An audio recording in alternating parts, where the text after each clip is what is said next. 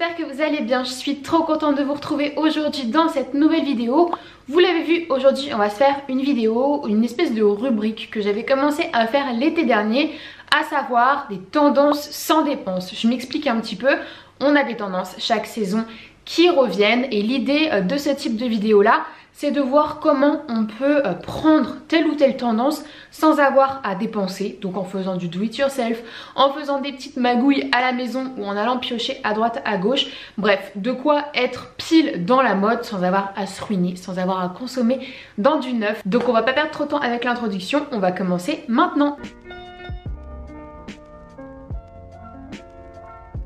La première tendance qui va être facile d'adopter sans avoir forcément à acheter dans du neuf, ça va être la tendance un petit peu des chemises cropped. Je vais m'expliquer, on en a retrouvé beaucoup dans les derniers défilés de Jacquemus notamment.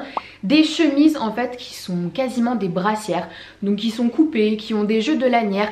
Tout plein de jeux en fait qui viennent dénuder un petit peu le ventre. Ce type de chemise là, il va être tout simplement facile à bidouiller soi-même à la maison en partant d'une chemise plutôt basique. On a retrouvé beaucoup de do it yourself, de petits fashion hacks sur TikTok notamment, sur Instagram aussi. Donc on va facilement transformer une chemise d'une longueur basique en chemise cropped. Pour ça on va venir jouer avec les boutonnages. Si vous avez, comme je vais vous montrer, une chemise qui est vraiment oversize, il faut qu'elle soit assez longue, on va pouvoir venir faire un tour derrière le dos et venir nouer sa chemise. Ça va faire un rendu qui est super cool, qui marchera très bien. On peut aussi faire des jeux de nouage à la Jacquemus en faisant un joli décolleté et en raccourcissant un petit peu sa chemise. Bref, il y a vraiment plein d'idées super faciles pour venir raccourcir ces chemises qu'on a déjà à la maison. On peut aussi s'équiper de petites épingles à nourrice par exemple qu'on va venir cacher par-ci par-là pour bien maintenir la chemise. Et franchement ça nous permet d'avoir des pièces qui sont tendance, de faire des looks qui sont super tendance sans avoir rien dépensé. Et donc ça je trouve ça plutôt sympa, surtout que le rendu il est quand même pas mal. En deuxième, c'est une tendance qui est un petit peu impulsée par le retour et aux années 70 et aux années 90, début 2000, c'est la tendance du foulard, l'accessoire qu'on retrouve vraiment à poser sur toutes les tenues de plein de façons différentes. Je voulais mettre cette tendance dans la vidéo tout simplement parce que très facilement en général on a un foulard qui traîne à la maison ou alors on a un foulard qui traîne dans les placards de maman, de grand-mère, etc. Donc c'est assez facile à adopter sans avoir à dépenser. Le foulard, on va pouvoir l'utiliser de plein de façons différentes dans nos tenues. On va le retrouver porté sur nos cheveux, donc en différentes coiffures. On va le retrouver en top aussi. On a plein d'idées pour porter ces foulards en top. Il ne faut pas que le foulard soit trop petit, sinon ça ne marche pas. En général, un foulard, la taille standard, c'est du 90 cm par 90 cm, donc un carré. Il faut, je pense, qu'on soit au moins sur du 110 voire du 120 cm. Donc faites attention au foulard que vous choisissez. Et aussi on va pouvoir le porter en sac. Donc je vous avais fait un réel sur Instagram où je vous montrais comment le porter en différentes façons en sac. Je vous ai aussi fait une vidéo YouTube que je vais vous mettre ici sur plein d'idées de comment porter son foulard. Bref, pour moi c'est un accessoire qui est parfait pour le printemps-été, qui peut complètement changer la donne et que souvent on arrive à trouver sans avoir à dépenser. En troisième, un petit peu plus difficile parce que en général ça s'adresse plutôt à des personnes qui ont des machines à coudre. On est sur le blazer cropped. Le blazer cropped, c'est une tendance qui a commencé à arriver en septembre 2020, qui continue à être présent pour le printemps-été. Je trouve que c'est une typologie de veste qui peut complètement marcher par exemple pour des événements en été quand il fait un petit peu frais. On vient rajouter une veste, souvent c'est une tannée je trouve de choisir quelle veste va bien aller sur une robe d'été, une robe un petit peu plus aérée.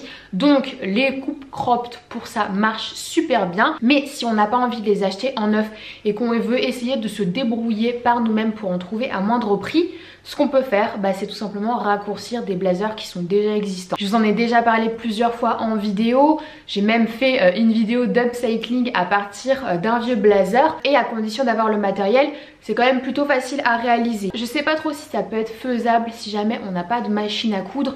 Mais en tout cas, on en retrouve vraiment beaucoup. On en retrouve aussi beaucoup maintenant sur Vinted à plein de différents prix.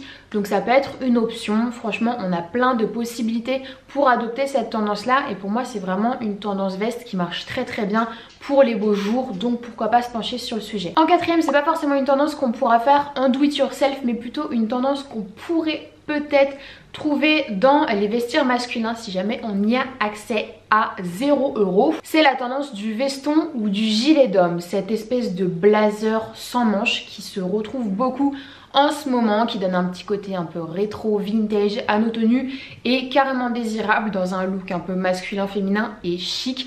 Donc ça, moi personnellement, j'aime beaucoup ce type de pièce. Si jamais on a un parent qui a plus ou moins la même carrure que nous, c'est pas toujours évident, on va pouvoir le retrouver. Sinon on va en retrouver beaucoup en vintage également. Je vous ai fait une vidéo sur les tendances à retrouver sur Vinted aussi, et c'est une pièce qu'on retrouve très bien quand on sait quel mot-clé utiliser et à vraiment moindre prix. Donc bon, c'est pas forcément du zéro dépense, on a peut-être une chance pour que ce soit du zéro dépense, mais en général quand même on se tournera plutôt vers la seconde main, vers le vintage pour le trouver facilement, et je trouve qu'on peut très bien s'en sortir. On n'a vraiment pas besoin de se tourner vers de la nouvelle collection pour adopter cette tendance. En cinquième, une accessoirisation qu'on a beaucoup retrouvée pour cet été dans les collections des grandes maisons de luxe. On a retrouvé ça notamment chez Chanel et chez Gucci. C'est la tendance de la silhouette ceinturée. On a vu beaucoup de ceintures apposées sur plein de looks des nouvelles collections. Alors ça peut paraître simple comme ça, on peut se demander comment une ceinture, comment une silhouette ceinturée peut se retrouver être une tendance un petit peu plus originale qu'une autre. La façon dont on l'a beaucoup retrouvé, et c'était chez Chanel surtout, les ceintures esprit chaîne typiques de la marque étaient mises à même la peau, donc à même le ventre. Moi personnellement c'est pas une version que j'aime beaucoup parce que je trouve que ça manque un petit peu de chic. Donc voilà, c'est pas ce que j'aime, et puis j'aime pas vraiment montrer mon ventre, donc c'est pas une tendance qui me convient.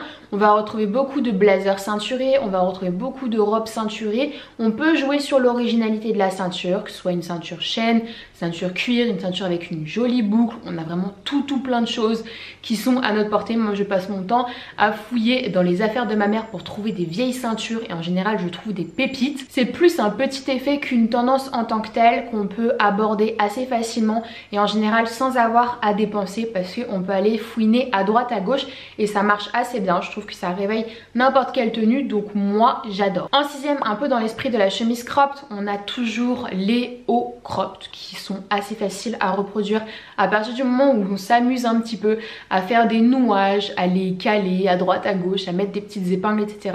On retrouve énormément, encore une fois, d'idées sur TikTok, sur Pinterest, sur comment crop un t-shirt ou un top sans avoir à faire de la couture. Ça peut être intéressant parce que du coup ça s'adresse pas forcément à des personnes, et seulement à des personnes qui ont des machines à coudre, mais vraiment à tout le monde.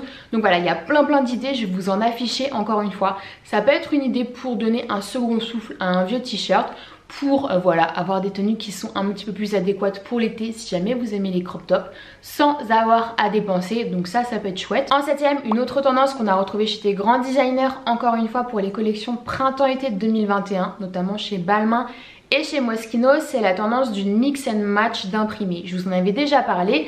Cette tendance là, en fait, le mix and match d'imprimé, c'est tout simplement le fait, sur une même tenue, de venir marier différents imprimés. Ça peut être des pois et des rayures, ça peut être des fleurs avec des carreaux. Donc voilà, vous avez compris, deux imprimés différents, dans des teintes qui sont similaires ou non similaires, pour augmenter un petit peu l'esprit de contraste entre les deux imprimés. Cette tendance là, elle mérite pas de dépenses en soi, parce que si on a plusieurs imprimés déjà présents dans son dressing, rien ne nous empêche de venir les marier dans une tenue. Après, à vous de tester. Là, il va falloir faire un petit peu les crash tests à la maison, de voir si votre jupe imprimée par exemple se marie bien avec votre haut imprimé, si votre pantalon se marie bien avec votre haut.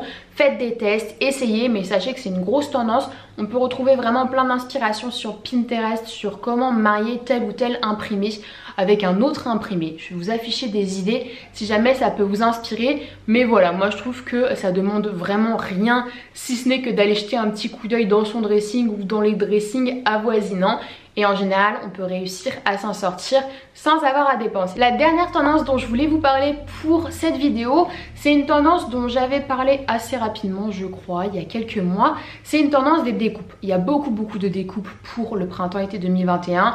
On les retrouve beaucoup sur des robes, on a des découpes au niveau des hanches, sur les bodys, on a des découpes aussi au niveau des décolletés, tout ça.